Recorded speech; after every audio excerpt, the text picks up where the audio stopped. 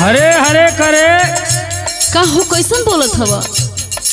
ई बताओ हाँ लड़का दूठे ऐसे घूमत है तोर पता नहीं चलता है पहिर के छम्मक छल्लो घूमत है पूरा गांव में। सुना अपन जवान संभाल के बोलन तो हमू कह देम ना।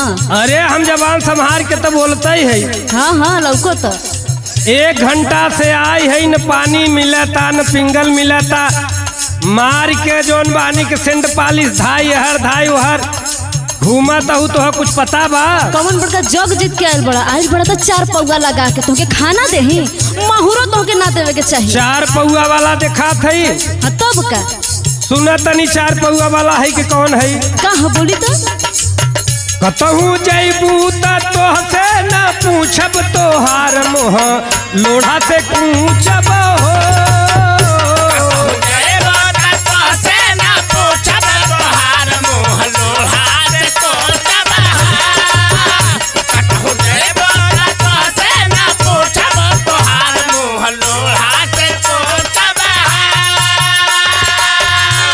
अगर अब देखा दोबारा जात हाँ तो हाथे गोड़े से न मार हाँ सिली वाला लोढ़ा उठा के बल भर पूछब तो है।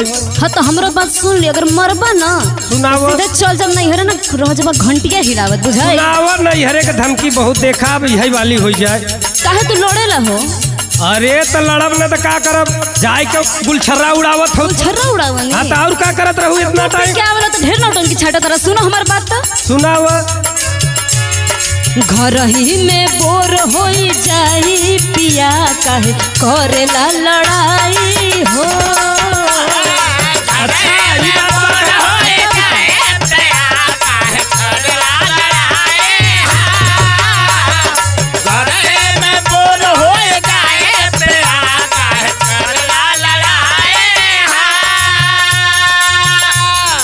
ई बोर ओर के बहाना छोड़ हाँ, हमें कुल मालूम बा। का मालूम बा? घरे में रहे से इतना के बहुत भारी बखरी नाई बा कि तू बोर हो जात हो। हाँ तोहार आदत जौन बा हम जानत है सुनत नहीं का हो बोलो। हरदम रहेला तोहार आना जाना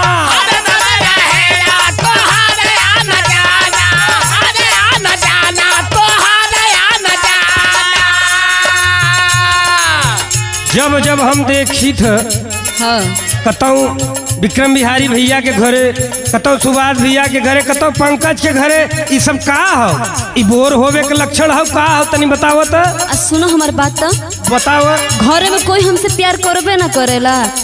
सासू अपना काम में ससुर जी अपना काम में आ तोहर जो के बहन है वो अपने बिजी रहने फोने में। अरे तो का करी अकेले? ऐसा सुना सुना सुना ढेर के बतियावा जिनी हम कुल नखड़ा तिल्ला जाने है। नखड़ा मत सुनो, सुनो हमार बात। सुनाव घरवा के लोगवा हमें जाने बेगाना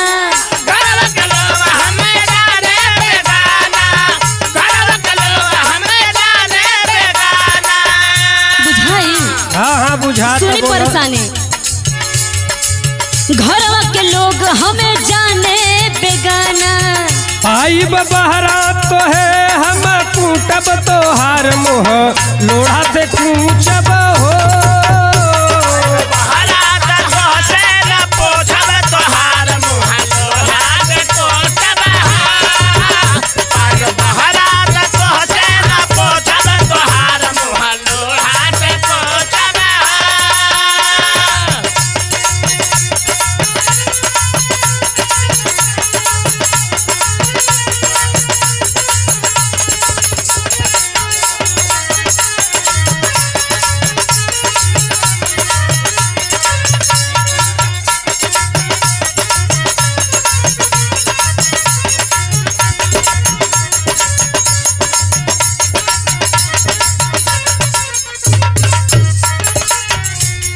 सुनब का हो?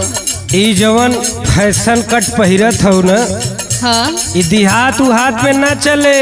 अच्छा यहाँ सीधा घूंघट वाली साड़ी पहना ई फैशन कट यहाँ न चले। सुनी तू मरद ना होगा तब का हम तो घोड़ा दिखा थई मरद ना तू माथा के साफा दर्द होगा बुझाई।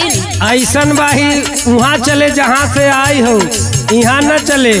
कहाँ से आयल है बताओ तनी तो। अरे वही तो गलती हो गई। अच्छा हाँ वही गलती हो गई जो लैया के अपने मुड़े बांध लिया। देखत है गांव को लड़का धाई हर आगे नाचत हन, धाई हर पीछे नाचत हन। का बात बा? हम एकदम परेशानी बाड़ी ऊपर परो ऐसा मरद के। सुनो हमार बात। अरे का सुनी पहले हमार सुना, बतावत है काहे के हम परेशान है। बतावा। नेट के सेट पे रहेलू दीवानी, नेट के सेट पे रहेलू दीवानी, नेट के सेट पे रहेलू दीवानी। समझत हूँ? समझत तो है। हाँ ही जो नेट का प्रचार होत बा, रोज जाए के माड़ा भारतगंज बाजारे खरीद के ले आओ तो न चले। अच्छा हाँ दूसर कुछ चले। सुनो हमार बात। सुनावा। देखते हमें जानू जाला कुलाई, देखते हमें जानू जाला कुलाई, देखते हमें जानू जाला कुलाई। और सुना। सुनावा। तू झगड़ा मत कर, बुझाई नु ठीक से रहा तो हम ठीक से नु रह। अरे जब वैसा चला तो हम का कुकुर काटे हो। सुनो हमार बात। सुनावा। लोगवा को ही हर जाई पिया काहे करेला लड़ाई हो। लोगवा कहे हर जाए पिया काहे करेला लड़ाई हो। लोगवा कहे हर जाए पिया काहे करेला लड़ाई